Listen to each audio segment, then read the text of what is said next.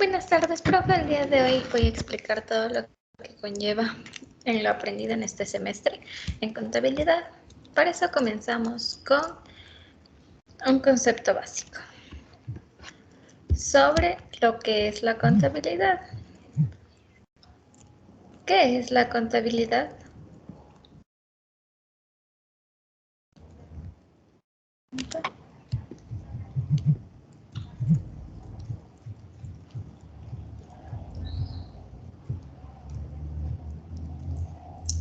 Ya.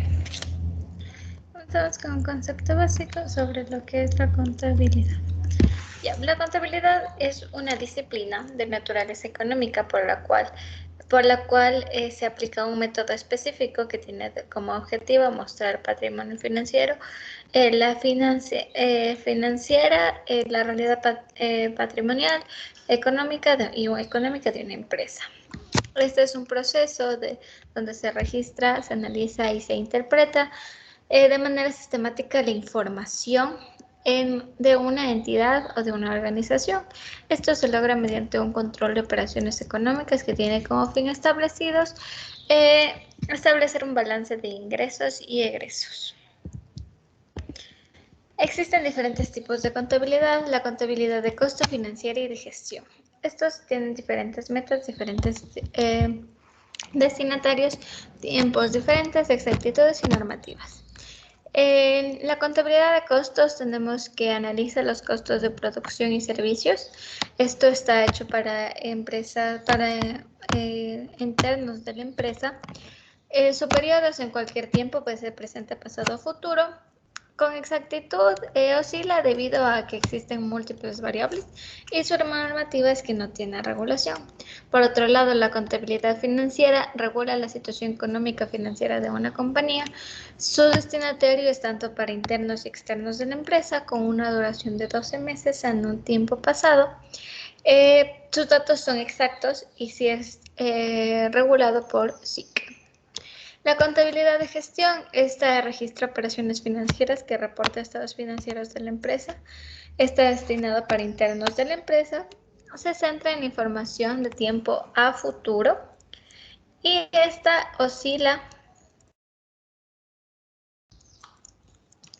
El tiempo se centra en un periodo de tiempo que se requiere medir, entonces es un tiempo determinado. Y oscila ya que puede servir para hacer predicciones futuras, o sea, no puede ser tan exacto.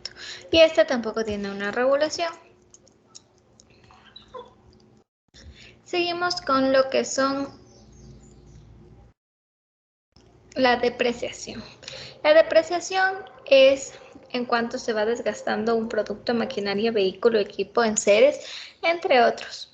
Una depreciación constante o depreciación lineal es la que más se ocupa aquí en el Ecuador. Esta se calcula mediante años o mediante porcentajes.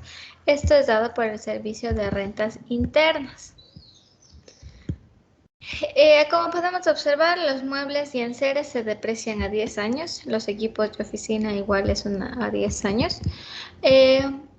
Los vehículos son a 5 años o al 20%. Esto es de manera anual. Los edificios son del 20 años al 5%. Del equipo de cómputo es de 3 años al 33.33%. Y los terrenos no se deprecian. Los terrenos tienen plusvalía, que es muy diferente ya que los terrenos suelen incrementar sus costos más no disminuir.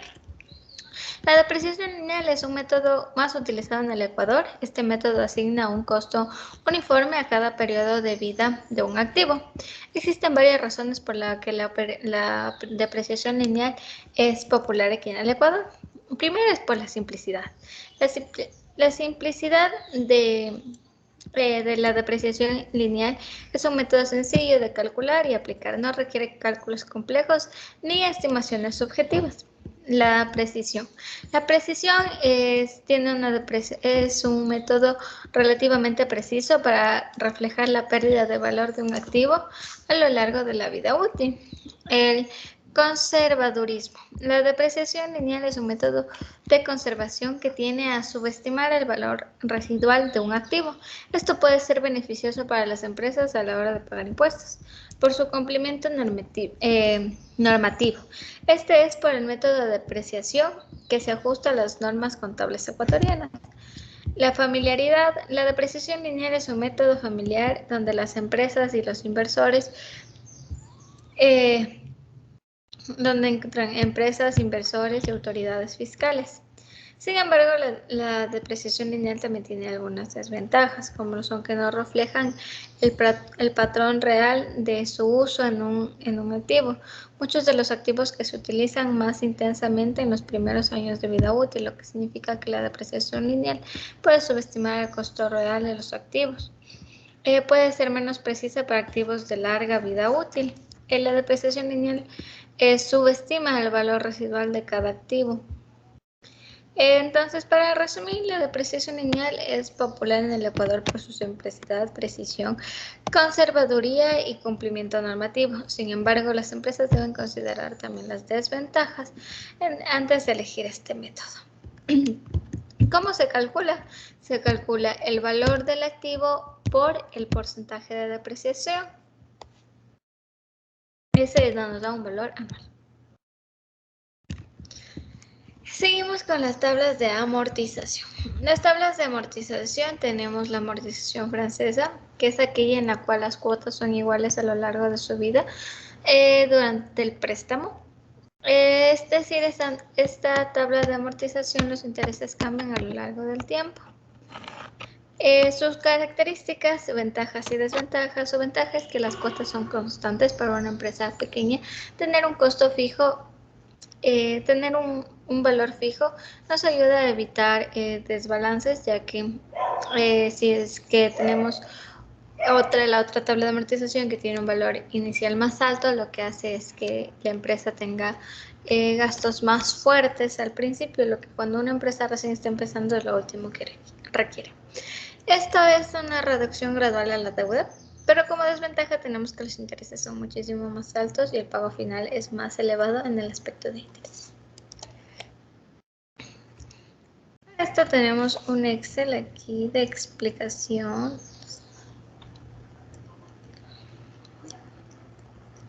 La francesa.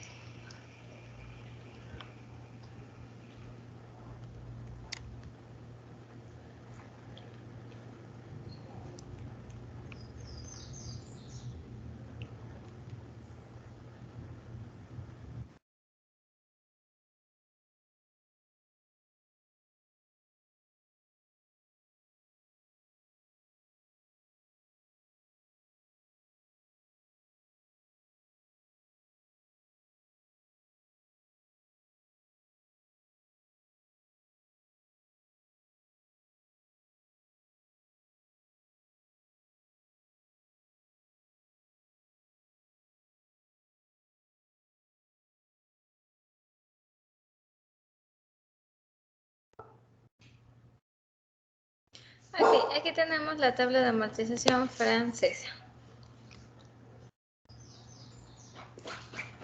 En la teoría nos decía que la cuota es igual. Entonces aquí tenemos que la cuota se mantiene igual todos los meses. Lo único que va cambiando son los intereses. Al principio tenemos un interés de 3.321,8 y mientras vamos bajando ya tenemos intereses de 990 y va bajando cierto porcentaje. ¿Cómo se calcula o cómo se obtiene esta tabla de amortización? Se calcula de la siguiente manera. Primero contamos con un capital inicial, en este caso son 300.000, esta es la cantidad inicial, 300.050, 350.000, perdón, con un interés anual de un 12%, con un interés mensual. ¿Cómo se obtiene esto? Mediante la siguiente fórmula. Se divide para 12 porque es la cantidad de meses al año que tenemos. Por eso es 1 dividido para 12 porque es por meses, por eso es mensual. De ahí tenemos el periodo en años, el periodo en meses. ¿Cómo se obtiene esto? Multiplicando el periodo en años y multiplicando por 12, porque 12 son los meses que tiene cada año. Y de ahí nos sale el pago. El pago se realiza poniendo la formulación pago, la cuota y el interés mensual por el periodo de pagos menos el capital inicial. Esta de aquí la pasamos acá porque esta ya es la cuota que nos va a dar como tal. La mantenemos y la arrastramos. Como tenemos aquí, el periodo son en los meses, son 360 meses en los cuales se va a acabar de pagar la deuda. Los intereses lo obtenemos mediante el capital pendiente de pago y los intereses mensuales porque la cuota de aquí es mes a mes. La amortización se obtiene de la resta entre la cuota menos el interés. Y por último, el capital pendiente de pago, que es la amortización menos el capital pendiente de pago. Se arrastra todo esto y al final de los 360 meses vamos a obtener que se ha acabado de pagar la deuda.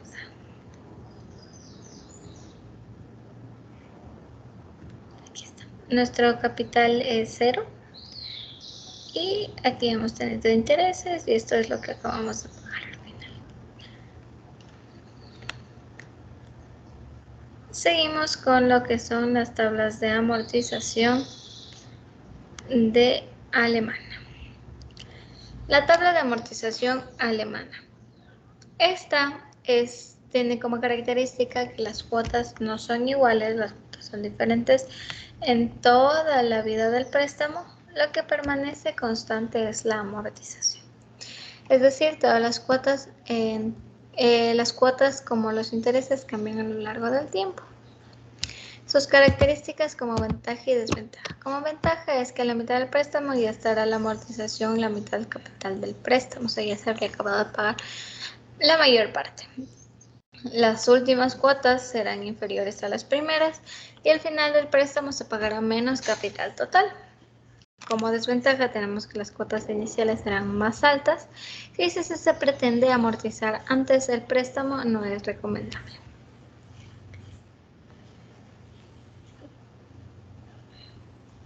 Para eso tenemos aquí la alemana, también conocida como italo-alemana.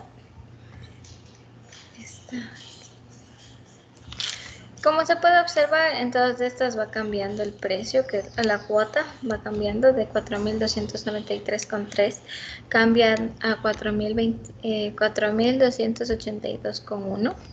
Entonces sí tenemos una diferencia. La amortización, en cambio, se mantiene igual, pero el interés sí varía. Entonces, ¿cómo calculamos esto? Comenzamos igual con el capital social, que es igual de $350,000. Calculamos la tasa de interés anual, que es de 12%. El interés de pago mensual, que se calcula igual que el anterior, que es del 95%. El periodo de pago en años es para 30 años. Y el periodo de pago en meses es de 360. Esto nos da una cuota de amortización.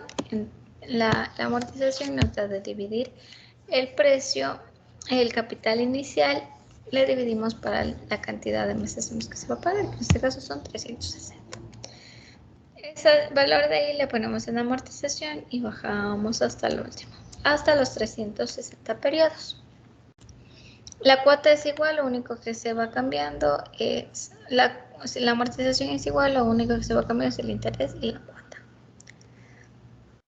Y como se puede observar, la cuota final es de 981,4 y la cuota inicial es de 4.293,3, lo que según la teoría estamos en lo correcto, ya que en la tabla de amortización alemana la cuota inicial es más alta y la cuota final es más baja. Tenemos aquí lo que son la tabla de amortización en periodo de carencia. ¿Qué quiere decir en periodo de carencia? Esta es también conocido como periodo de gracia. Puede seguir el modelo tanto francés como italo-alemán. El periodo de gracia es un número de meses en el cual no se reduce la deuda en el banco. ¿Esto qué quiere decir? Existen dos tipos, la que es de carencia total y la de carencia parcial. La de carencia total no se paga ni amortización ni deuda, por esto por lo general se puede ver más en electrodomésticos cuando dice compre la lavadora hoy y le damos 2 meses de gracia. O sea que si nosotros compramos la lavadora en enero, pagamos en febrero, tomando en cuenta si son los primeros días de enero, entonces sería enero-febrero. Si son los últimos días de enero, sería en marzo, porque es febrero y marzo, 2 meses en los que se debería pagar. Entonces, esto se puede ver más en lo que son electrodomésticos, ropa, entre otros. Pero seguimos con lo que son el tipo, esa sería una amortización total. En la amortización parcial solo se pagan los intereses, pero no se abona nada al capital. El periodo de carencia total o parcial, solo de carencia de amortización, puede dar una falsa idea de liquidez en la empresa. Para esto tenemos aquí lo siguiente, tabla de amortización. Tenemos la francesa de carencia total. En la de carencia total, como se puede observar, no se paga nada. Aquí se puso una carencia total de 24 meses. En esta carencia total de 24 meses, que son 2 años, lo que se le hace es restarle. La deuda está hecha para 360 meses. Restamos los 24 meses que son de gracia, que nos da un total de 336. Y serían 336 los meses en los que se va a pagar la deuda, y que 24 meses serían de gracia. Entonces, como es de carencia total, no se paga nada hasta el 24, que es el año en el que es el mes en el que se acaba, y empezamos a pagar desde el mes 25. En igual a los 360 periodos. Aquí tenemos la tabla de amortización francesa. De carencia parcial, igual con un periodo de carencia de 2 años, que son 24 meses. Aquí tenemos que simplemente se cancela los intereses.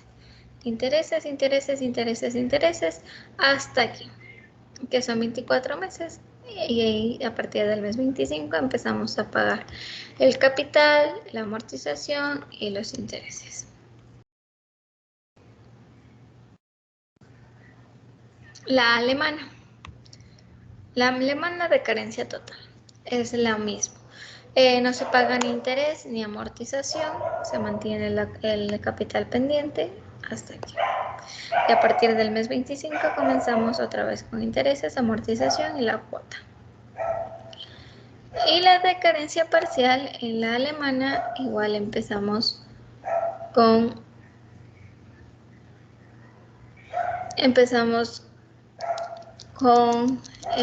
que solo se paga interés. Aquí tenemos el pago solo de interés, interés, interés, interés, nada de amortización, por ende el capital pendiente no baja, porque simplemente estamos pagando interés. A partir del mes 25 ya se empieza a pagar lo que es el capital pendiente por medio de una amortización.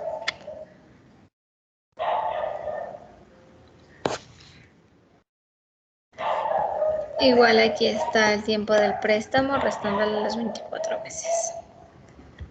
Se obtiene el resultado de aquí. Ya no se le dividiría para los 360, sino para los 334.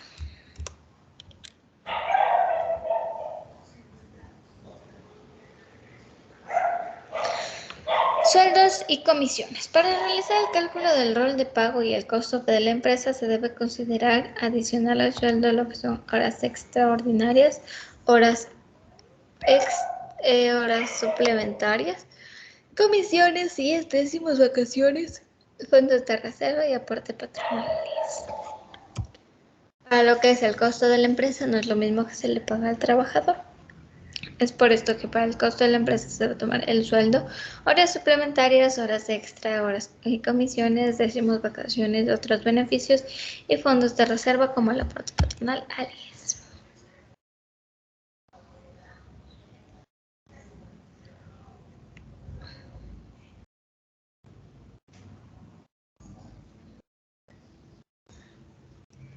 Aquí está el costo del empleado.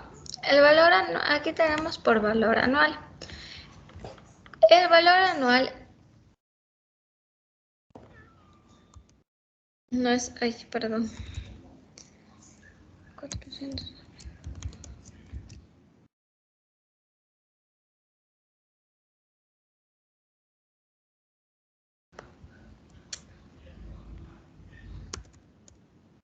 Ya.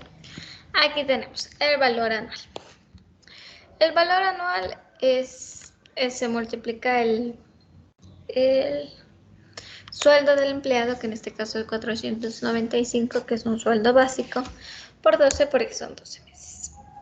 Las comisiones son opcionales, se puede o no se puede otorgar según lo que el empleador haya decidido.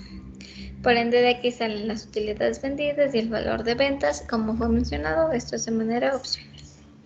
El 13º es un sueldo básico y el 14º es un sueldo del trabajador. Las vacaciones es una suma entre el sueldo que se le tiene por los 12 meses, más el valor de las comisiones. En este caso es opcional y es dividida por 24 porque puede tener vacaciones a partir del segundo año de laboral. Aquí está el aporte patronal al IES, que siempre es del 12.15%, y el costo total de lo que le cuesta a la empresa. Por otro lado tenemos lo que es el rol de pagos. El rol de pagos, igual colocamos el sueldo, sacamos lo que es el sueldo del día, que este está hecho para 30 días. El sueldo por hora, que está dividido por 8 horas.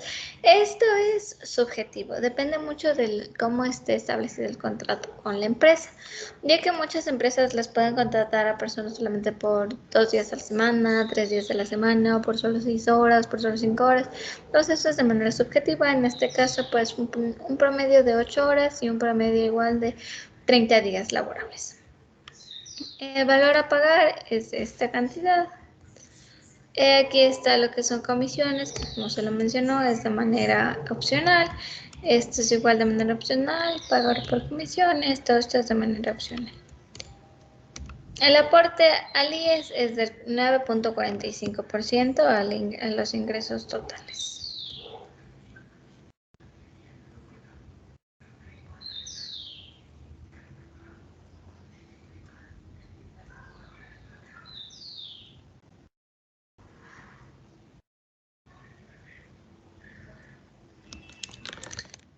Ingresos totales. El impuesto a la renta. El impuesto a la renta se va por lo que es la ganancia. Aquí no sé por qué no me está.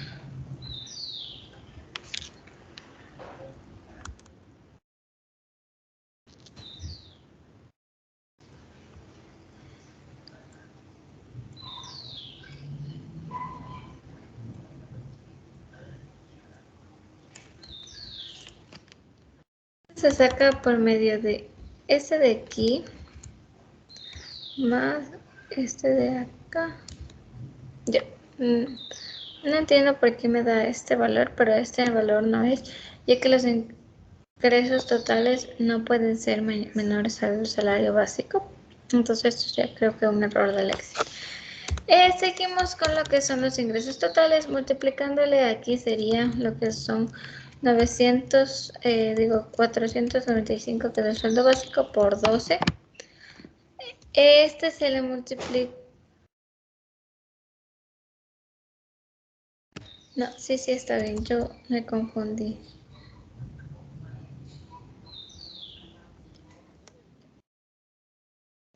Se le saca el 13º, que es el 13º. El 13º es el total de ingresos dividido para los 12 meses. Eso quiere decir que es un sueldo. En sueldo que se les da. El 14º es siempre un salario básico. Los ingresos totales se calcula mediante el aporte al IES. Por los ingresos totales se saca por el aporte al IES por el 12 porque estamos sacando de manera anual, porque el impuesto a la renta es un pago de manera anual. Total de gastos deducibles son 5.000, ahí son 3.500. Esto se obtiene de la tablita de aquí. De esta tablita de aquí, de esta tablita de aquí.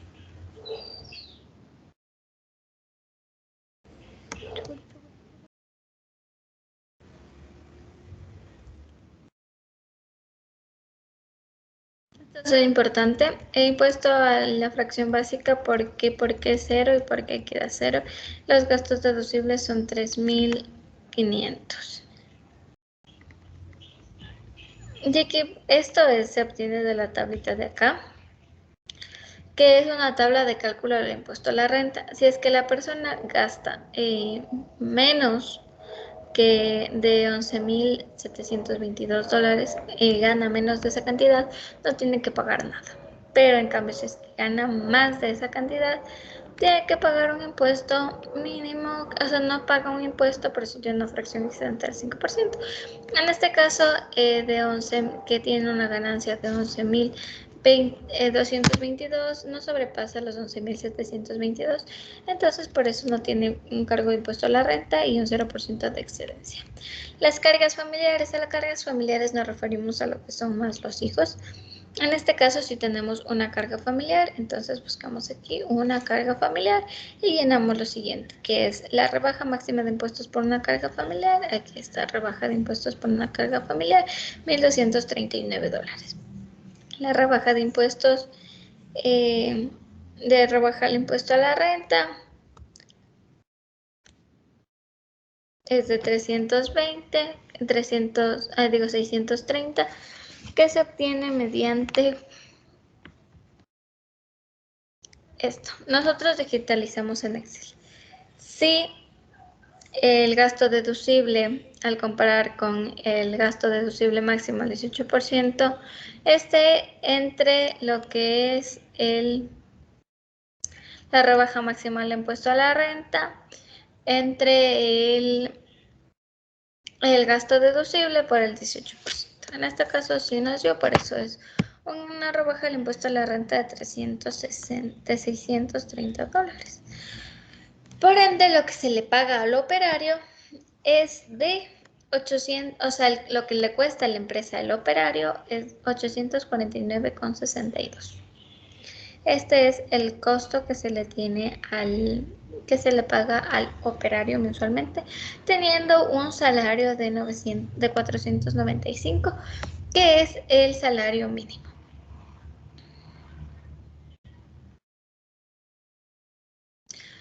Pasamos a lo que es la diferencia entre empleado y representante legal. Como definición tenemos que un empleado es una persona que presta un bien o un servicio en una empresa a cambio de una remuneración. Su función es desempeñar un rol específico dentro de la empresa como producción, ventas, administración. Como responsabilidad tiene la obligación de su cargo como asistir al trabajo, cumplir el horario establecido, seguir instrucciones. Su vínculo es por medio de un contrato individual con la empresa y sus derechos tienen derecho a salario, seguridad social y vacaciones. Por otro lado, el representante legal es una persona que ostenta la capacidad legal de actuar en nombre de la empresa, representa a la empresa en actos jurídicos, firma de contratos, gestión, trámites legales. La responsabilidad es velar por los intereses de la empresa de acuerdo a la ley. Su vínculo es un ser cargo dentro de una empresa como gerente general de administración o un profesional externo. Su derecho tiene derecho a remuneración si es un cargo dentro de la empresa y es un honorario si es un profesional externo.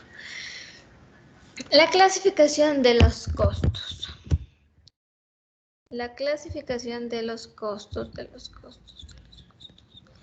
Empezamos por lo que son por vinculación. Por vinculación tenemos lo que son Por vinculación a la producción tenemos los costos fijos y los costos variables. Por su vinculación a los productos tenemos los costos directos y los costos indirectos. Por su capacidad de producción tenemos los costos de actividad y los costos de subactividad. Por su naturaleza tenemos los costos de materiales, costos de factores, costos de centro, costos de productos, costos de servicios externos y costos de personal. Por su funcionalidad tenemos el costo de aprovechamiento, el costo de transformación o costos comerciales, costos de administración, costos de gestión y dirección. Por su procedencia tenemos los costos internos y los costos externos. Y tenemos otros costos, donde están los costos de oportunidad, costos estratégicos, costos de calidad y costos medios relevantes. El costeo. El costeo es un concepto en la contabilidad.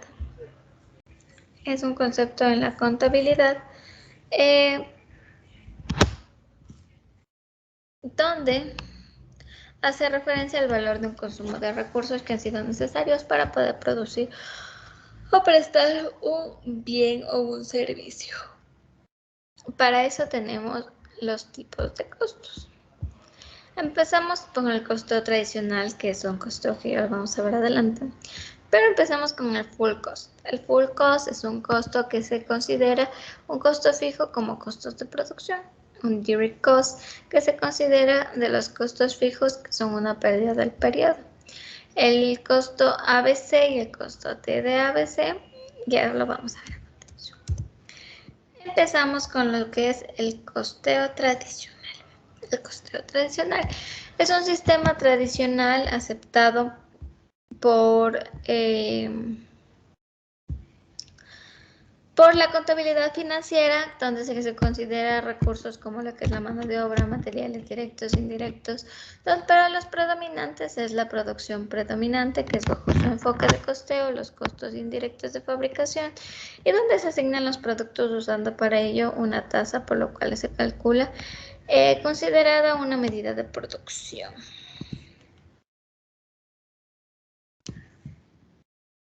Entonces tenemos aquí un ejemplo de costo de producción, de costo tradicional,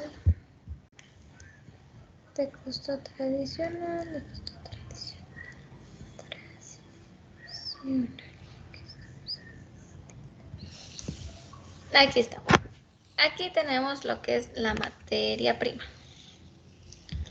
Tenemos lo que es el costo por unidad, que es la glucosa, está en 0,40 centavos, y el costo mensual por las unidades producidas.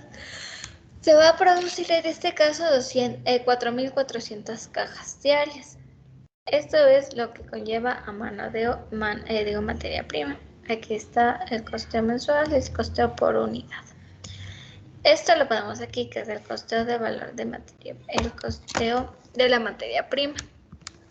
Tenemos que tomar en cuenta el costeo de la mano de obra directa, el costeo de la mano de obra indirecta, el costeo de la mano de obra en total, la máquina, el costeo de la maquinaria, el costeo de la electricidad, el costeo de los vehículos en el caso de que usemos sea propio o comprado, el costo de los servicios básicos, el costo de la infraestructura y el costo de los enseres.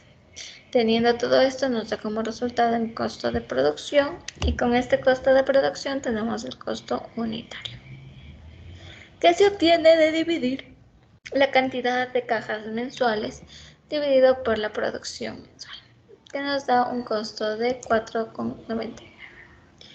Eso quiere decir que el costo por unidad serían 5, y al vender 4.400 tendríamos un costo de $22.000, que se da de la producción de unidades vendidas por unidad del costo de unidad. Pasamos del costo al costo ABC. En el costeo ABC tenemos ventajas. Como la ventaja número 1 tenemos la adaptabilidad. La adaptabilidad es Es mejor para la realidad de las empresas que el método tradicional. Su flexibilidad no se ve afectada por los cambios de organización, ya que se basa en actividades y no en apartamentos. Las proyecciones financieras facilitan la elaboración de proyecciones financieras al observar el impacto de las actividades. Su información es más detallada y brinda información sobre actividades, su ejecución y su impacto de producción, y reduce los costos, ya que permite identificar y eliminar actividades que no tienen valor. Seguimos con lo que es las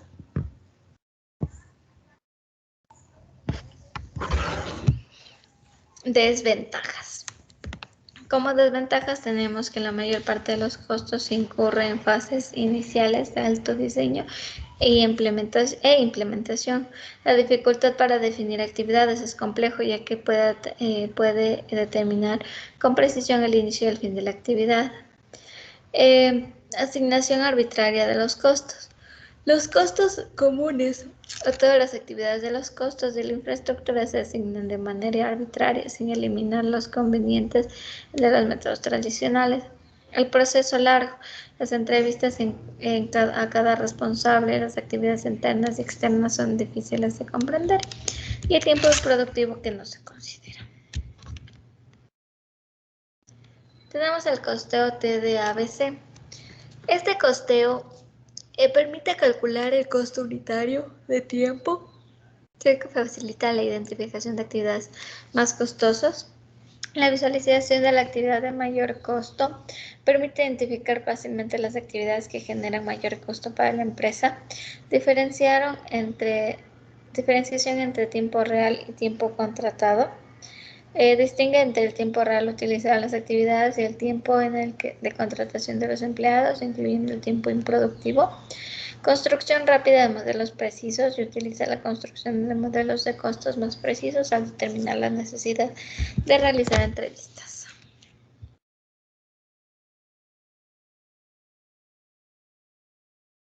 Y como desventaja tenemos que el costeo TDABC, aunque ofrece algunas ventajas, también presenta desventajas, considerando que puede ser difícil implementar en una empresa con procesos más complejos y cambiantes. Puede requerir una inversión significativa en la tecnología y capacitación, y puede ser difícil de integrar en otros sistemas de información.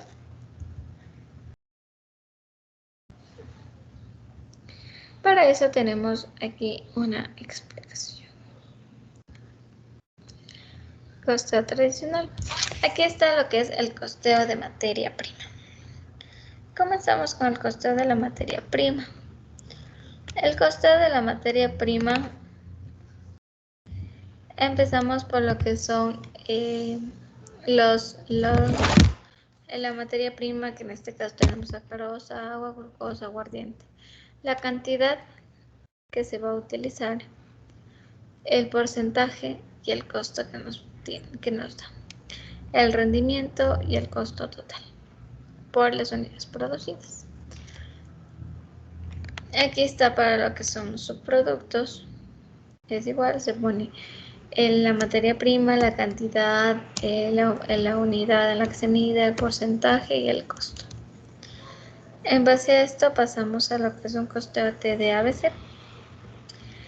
En el costeo TDABC, a comparación del costeo ABC, solamente se diferencian en el tiempo. Para un costeo TDABC, lo que tenemos en cuenta son las habilidades. Las habilidades y los esfuerzos que realiza. Tenemos habilidades superiores, excelentes, buenas, de promedio, justos y pobres. Y de esfuerzo es lo mismo: excesivo, alto, bueno, promedio, justo y pobre.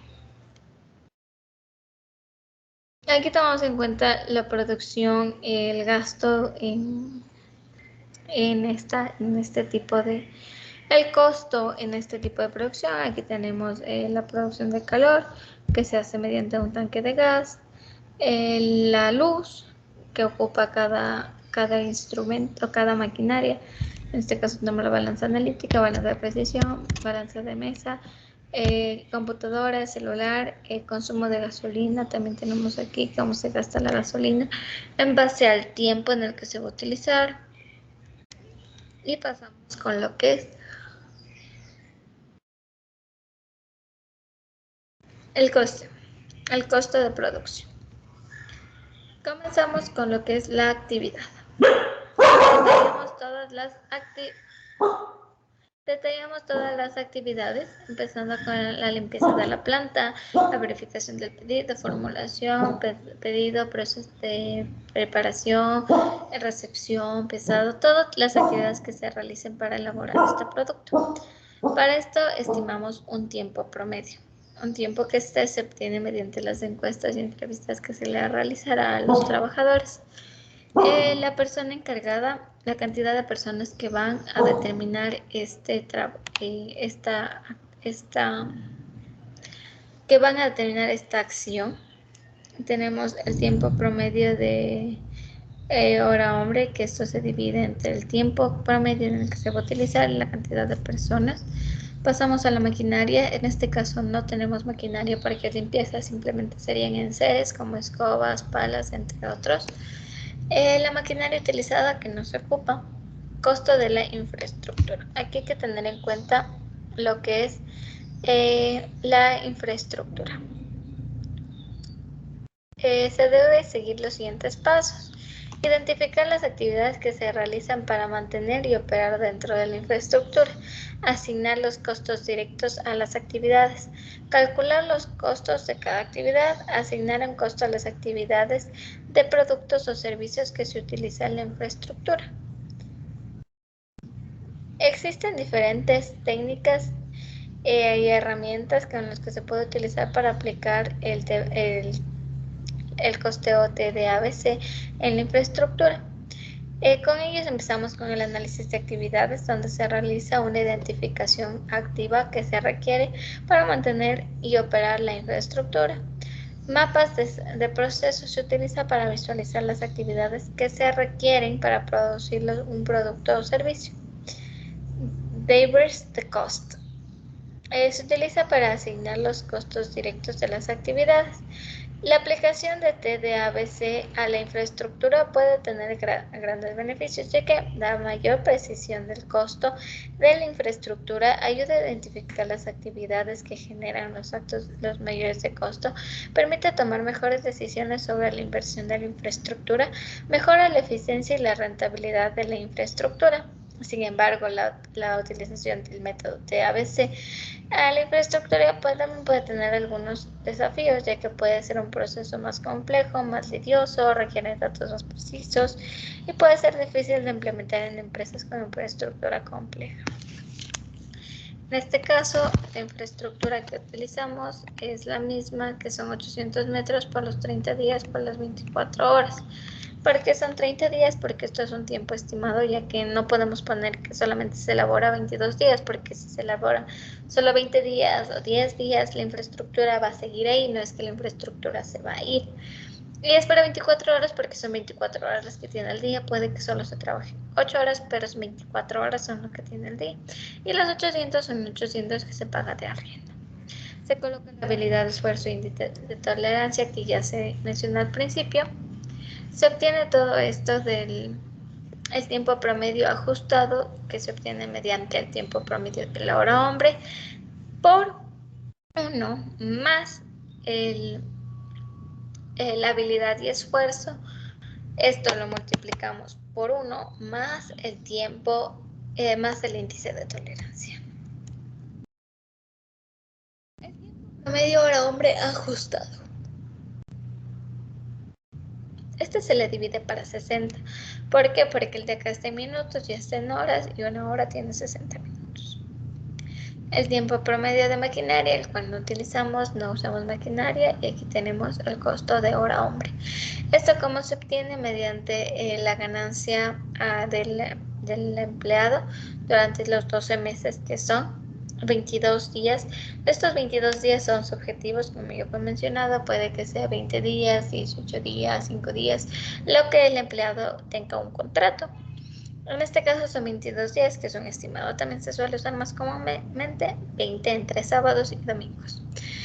Y son 8 horas, igualmente esto es de manera subjetiva, ya que existen empleadores que contratan por 6 horas, 5 horas, 6 horas, 12, 8 horas, y otros que ya tienen horas suplementarias y extraordinarias, pero esos no entran aquí. Costo de la depreciación de la maquinaria, como para limpiar la empresa no necesitamos maquinaria, entonces no la utilizamos. El costo total de hora hombre, se le multiplica todo lo que es el costo hora hombre por el tiempo ajustado promedio por lo que es el número de personas.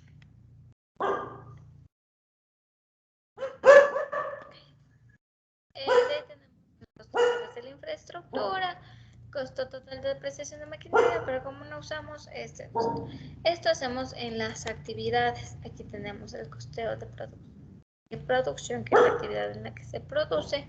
Tenemos el costeo de compra de la materia prima, que es otra actividad que se realiza, que también hay que tener en cuenta, y el costeo de ventas, que es cuando ya se vende el producto.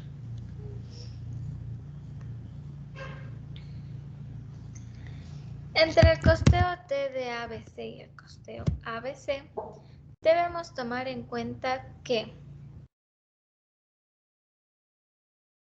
por lo general el costeo ABC es una buena opción para una empresa con productos o servicios complejos, mientras que el costeo tradicional es una buena opción para una empresa con productos simples o productos o servicios simples. En cambio, el costeo de ABC puede ser una buena opción para lo que son ya empresas con procesos de producción más complejos. Comencemos con lo que es el valor actual neto. ¿Qué es el valor actual neto, más conocido como VAN? Es el siguiente. Este es igual al desembolso. Es igual al desembolso de la inversión inicial del proyecto, comparando con el valor actual de los flujos de efectivo de futuros de dicho proyecto. En términos generales, si un VAN es positivo, el proyecto es viable, y si un VAN es negativo, el proyecto no estaría generando los valores de short term.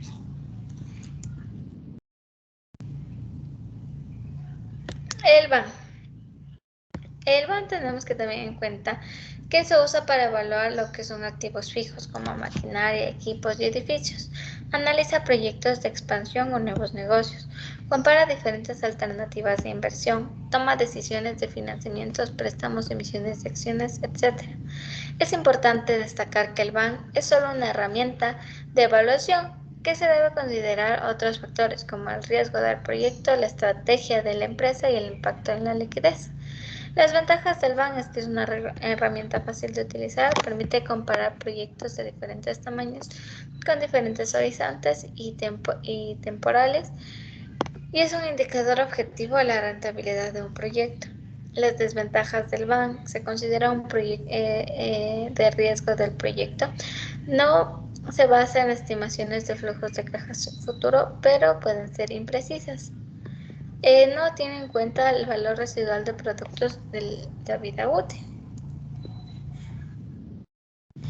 El punto Fisher. El punto Fisher es una tasa de interés en la cual el valor actual neto, que es el VAN, de dos proyectos de inversión en una tasa. En otras palabras, es la tasa de interés a la que dos proyectos tienen el mismo valor. Se puede encontrar gráficamente trazando curvas del VAN de los proyectos. El mismo gráfico, el punto en el que dos curvas intersecan en el punto Fisher. ¿Qué es el punto Fisher? O sea, ¿en qué se utiliza el punto Fisher? Se utiliza para comparar dos proyectos. Se utiliza para comparar dos proyectos para calcular la tasa de interés de retorno, más conocido como TIR. Se utiliza para determinar la tasa de descuento adecuada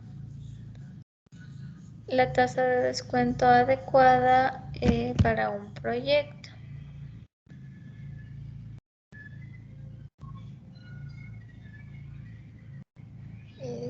Siguiente.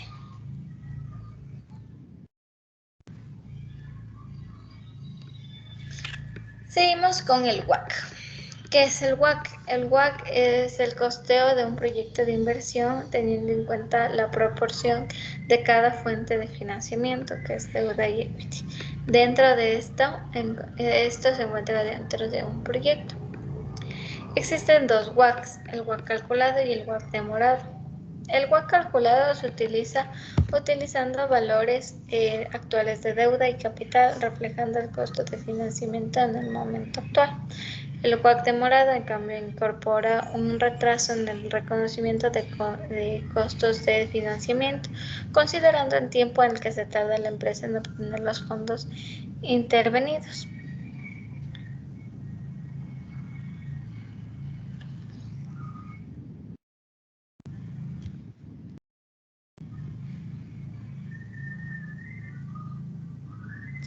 Para esto debemos tener en cuenta lo que es KE o K, es el costo del capital propio. El WACC el costo de capital propio se puede calcular de dos maneras, del modelo CAM y del modelo de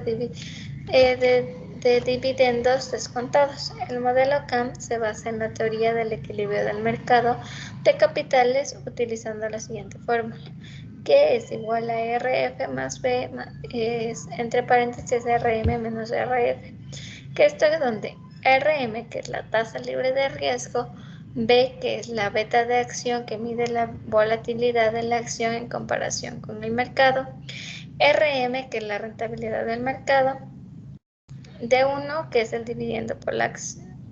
Ya, entonces la fórmula nos quedaría como el costo de capital propio es igual a la tasa libre de riesgo más la beta de acción multiplicado por la rentabilidad del mercado menos la tasa libre de riesgo.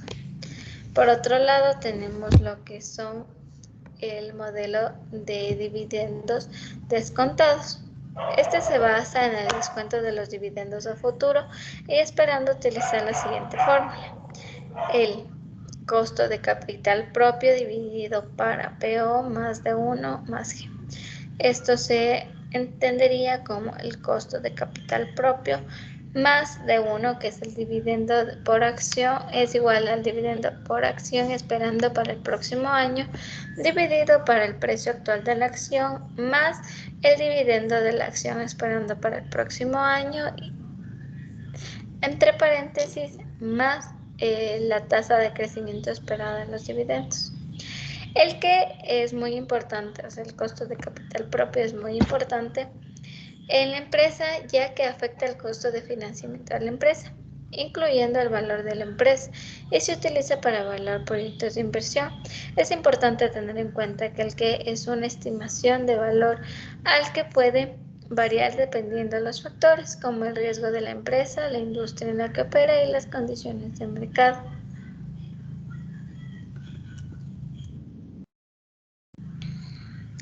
Materia prima de riesgo. La materia prima de riesgo en la gestión de proyectos se refiere al riesgo de precio de materias primas necesarias en un proyecto para que aumente inesperadamente. Esto puede afectar el presupuesto del cronograma del proyecto. Para mitigar este riesgo se puede utilizar diferentes estrategias como fijación de precios, asegurar el precio fijo para la determinada materia prima durante el periodo determinado, diversificación de proveedores, no depender de un solo proveedor de materia prima, utilizar materia prima alternativos, buscando materiales sustitutos en caso de ser volátil. Aquí tenemos cómo se calcula el WACC calculado.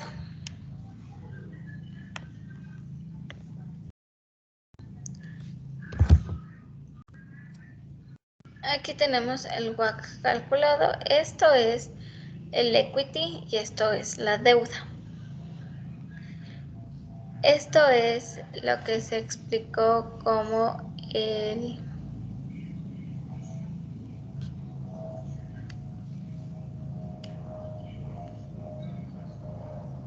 que se explicó con lo que es se me fue el nombre, el costeo principal, el costeo del capital propio.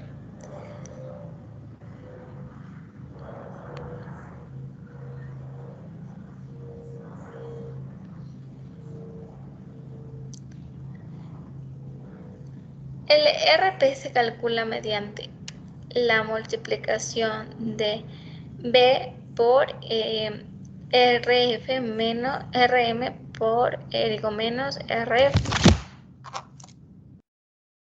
Aquí tenemos lo que es el BAN, el WACC.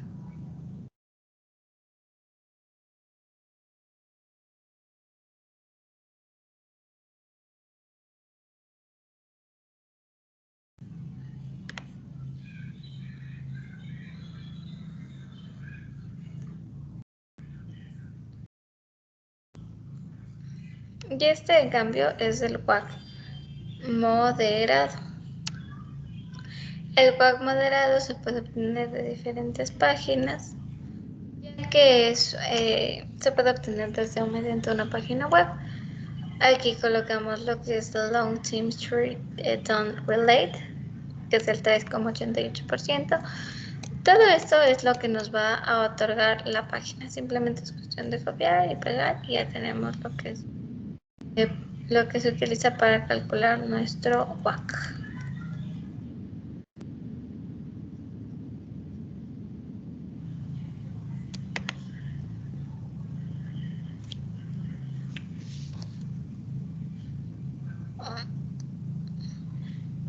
Como se pudo observar, aquí ya teníamos todos los coeficientes. El KD, que es el costo de la deuda, la T, que es la tasa impositiva, el RP, que es el prima de riesgo, el RF, que es la tasa libre de riesgo, el RM, que es la rentabilidad del mercado, y todo eso lo encontramos calculado de esta manera.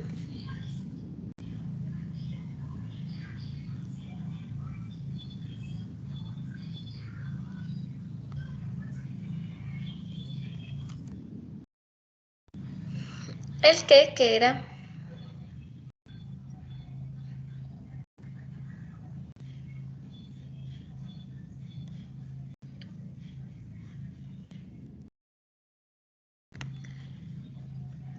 el costo de fondos propios. Aquí está equity y deuda. ¿Qué es el equity? El equity es la inversión que pone cada inversionista o cada socio. La deuda es la deuda que se asocia con el banco, que eso se puede sacarse a la tabla de amortización. La KD, que es el costo de la deuda, esto se saca de la amortización. La T, que es la tasa impositiva. El RP, que es la prima de riesgo. El RF, que es la tasa libre de riesgo. El RM, que es la rentabilidad del mercado. Que está la relación entre equity, la relación deuda y el WACC. El WACC se obtiene mediante la multiplicación de la relación equity por el costo de fondos propios más la multiplicación de el costo de la deuda por 1 menos la tasa impositiva. A esto se le multiplica la relación de la deuda. Y de esta manera obtenemos lo que es ajustado a la rentabilidad.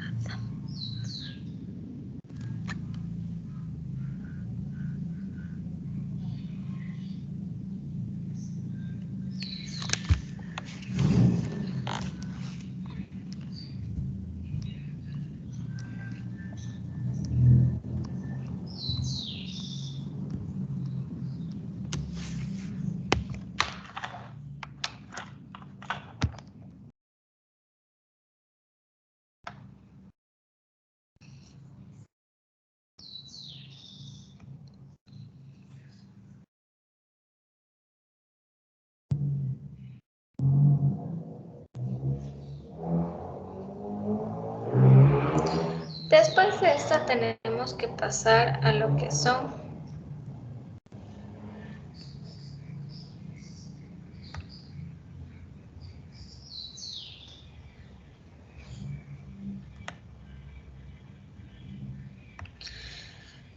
El TIR, también conocida como tasa interna de retorno.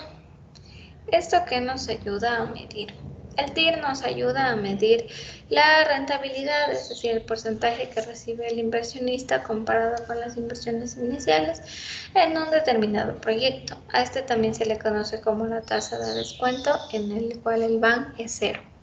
Por lo que podemos expresar que si el TIR es mayor al BAN, el proyecto tiene un resultado positivo, pero en cambio si el TIR es inferior al WACC, el resultado es que el proyecto es negativo.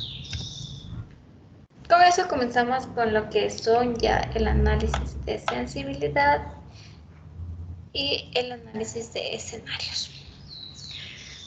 El análisis de sensibilidad es una técnica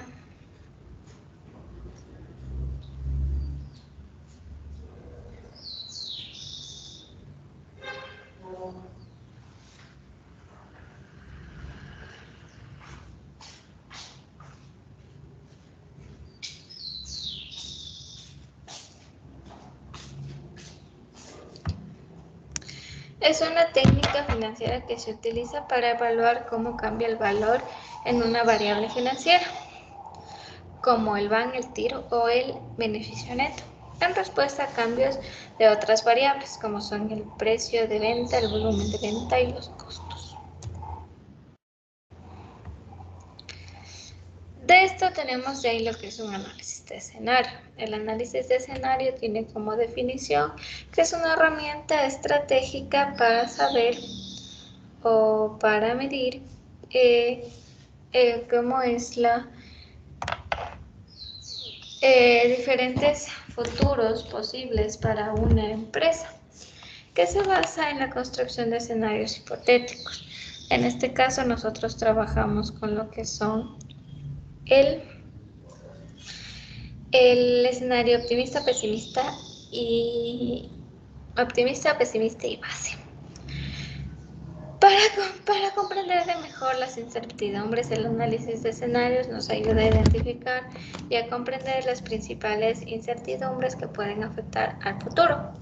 Evaluar las opciones estratégicas, ya que nos permite evaluar diferentes opciones estratégicas y su impacto potencial en el futuro. Presentarse para el futuro ayuda a la empresa a prepararse para una variabilidad futura de posibles, lo que permite ser más resiliente ante los cambios. Los tipos de escenario que nosotros hemos aprendido, que es el base, que es algo neutral, el optimista, que obtenemos mayor venta, mayor ganancia, y el pesimista, que es menor al base. Para esto también se ha preparado un Excel.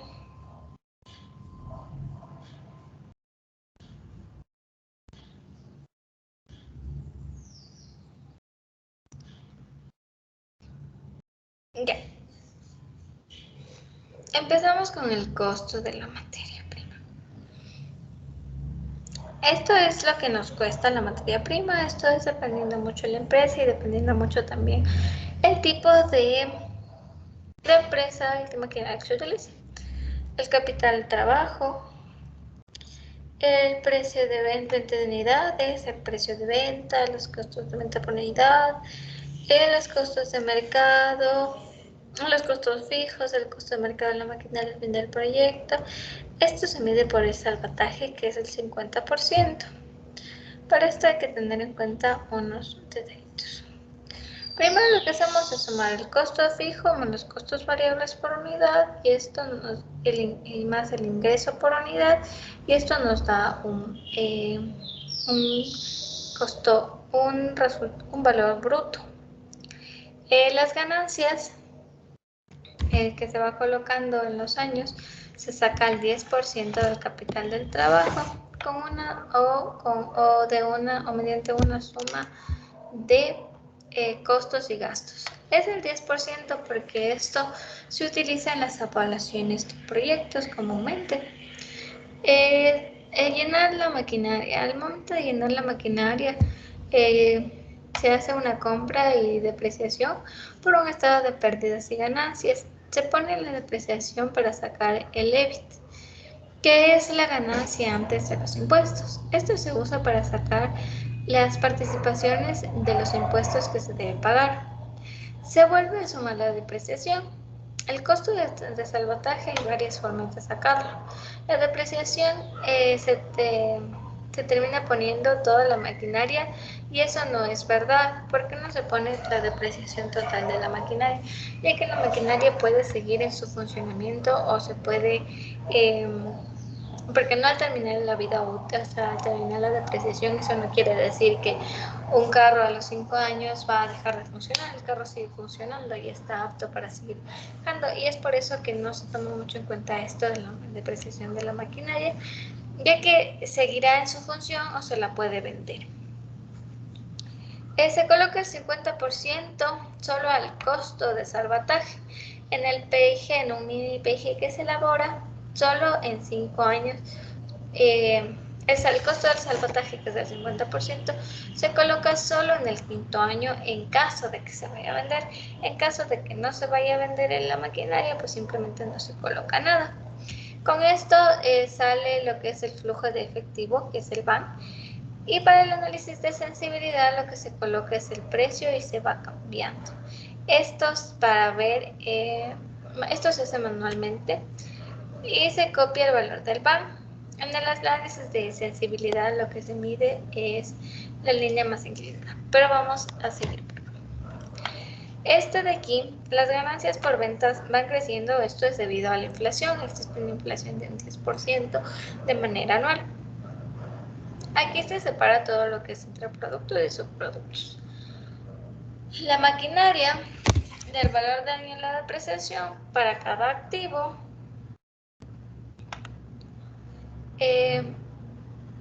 se especifica si se vende toda la maquinaria porque se liquida la empresa o persona.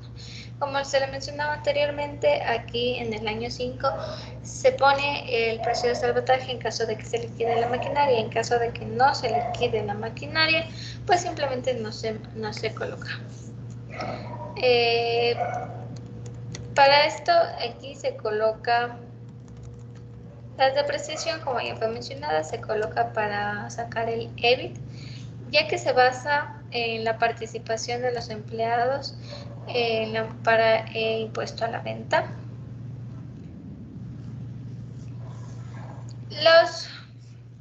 El dinero se mueve circularmente por todos los años y por esto desde el año 1 se calcula la diferencia de ganancias de ventas. Si se está en pérdidas, inyectas, y si estás en ganancia, agarras lo que sobra.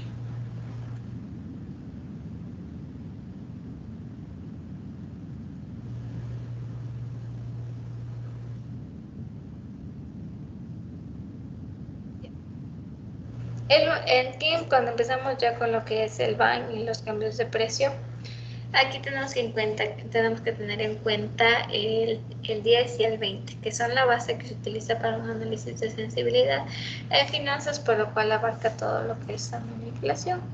Para esto pasamos a otro Excel.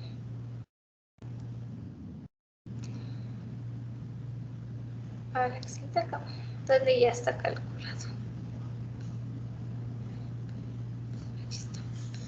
Aquí ya tenemos calculado todo, lo que es el costo del salvataje, depreciación de la maquinaria, en caso de que se venda, en caso de que se mantenga, el VAN, el EBIT, las participaciones antes de pagar impuestos. Aquí está. Pasamos a lo que son ya el análisis. ¿Cómo se hace este análisis de sensibilidad y cómo se debe tener en cuenta? En el grafiquito de aquí, la línea más inclinada es a la que la empresa está teniendo más sensibilidad, o sea que tiene más cambio, tiene más sensibilidad. Por lo general siempre tiene más sensibilidad al precio de venta.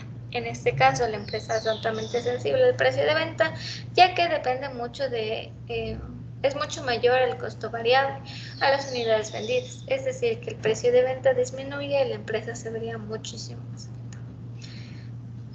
El precio de venta es esta rayita azul. Se puede ver en los rangos, que son esta partecita de aquí. El que tenga mayor rango es el que tiene más sensibilidad. como ya se le menciona en el gráfico, se menciona acá. Y el mayor rango es de 419.048. Este es el precio de venta, este es el rango mayor a comparación del costo variable y el costo de unidades vendidas. Por ende, el BAN es mayor aquí con un rango mayor. Eso quiere decir que el proyecto tiene más sensibilidad a lo que es el precio de ventas. A lo que son los escenarios. Como fue mencionado en lo teórico, los escenarios tenemos escenario optimista, pesimista y base.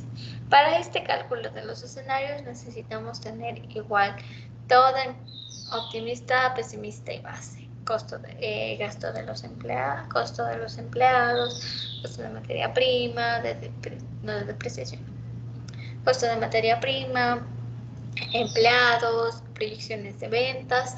Todo esto se debe tener en los tres aspectos que son optimista, pesimista y base. Entonces se deben hacer diferentes cálculos. En este tenemos una probabilidad del base del 50%, del mejor de los escenarios, que sería el optimista del 25%, y si es el peor de los escenarios, igual el 25%. El precio de venta base que tenemos aquí es de $50. Si aumentamos el 25%, en el mejor de los casos sería 5,50 y en el peor de los casos 4,50. Las unidades vendidas en un precio base sería de 46.410 y el precio, las unidades vendidas de lo que sería en el optimista sería de 55.692 unidades vendidas y en el peor de los escenarios de 41.762 unidades vendidas. El costo variable base que tenemos es de 2,49, perdón, y el mejor de los escenarios sería de 1,99 y en el peor de los escenarios de 2,72. Y el BAN que tenemos es en base de 353.008 es 3 y el optimista de 322.002 y el pesimista de 93.86. Esto se basa, ¿cómo se puede observar? En el optimista tenemos unos mejores resultados y en el pesimista unos peores resultados y el base es algo neutral. Esto se realiza según un estudio de mercado, no es algo inventado. Para esto se ponen unas encuestas, en unas entrevistas, se pone cuánto usted estaría dispuesto a pagar por el producto, sería 5, 5.50 o 4.50, para obtener un porcentaje. Esto tenemos que encontrar el BAN y el TIR y la recuperación de inversión ajustado al riesgo. Entonces aquí tenemos lo que es el payback, el TIR, el ajustado al riesgo, el WACC ajustado al riesgo, el BAN ajustado del riesgo. Tenemos lo que ya son en el mejor de los escenarios, que tenemos un estimada final del proyecto de 28.444,75. Lo mismo, igual que el anterior en el análisis de escenarios, y en el peor de los escenarios tenemos una ganancia de 28.444,70.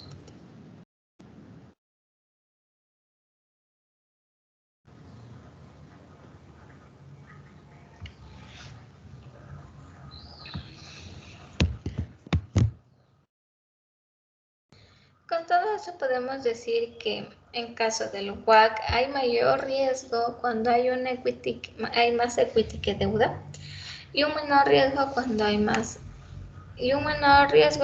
más deuda que equity. Sacando la tabla que nos va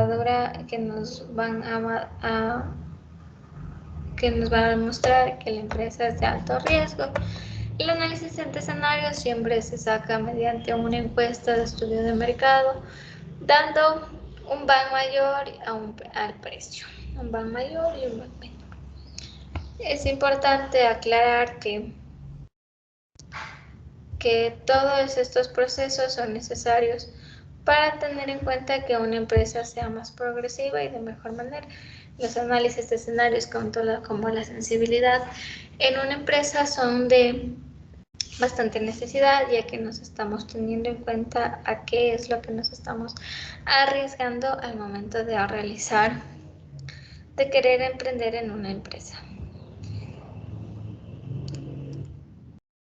Creo que eso sería todo, profe. Muchas gracias. Espero haber completado toda la parte, tanto teórica como práctica, de lo que se ha aprendido durante todo este semestre.